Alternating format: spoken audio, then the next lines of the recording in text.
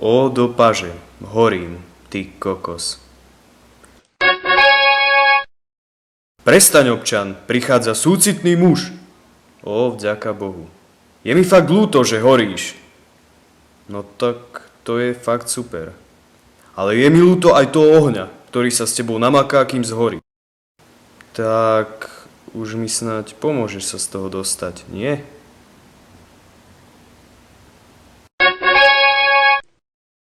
Nuž, moja práca sa tu končí. Počkaj, čo to má byť? Vôbec si mi nepomohol. Maj sa! Poučením tohto príbehu je, že keď vidíte, že má niekto problémy, netvárte sa, že s ním súcitíte, alebo že vás to mrzí. Keď mu chcete pomôcť, musíte pohnúť zadkom a niečo pre neho urobiť.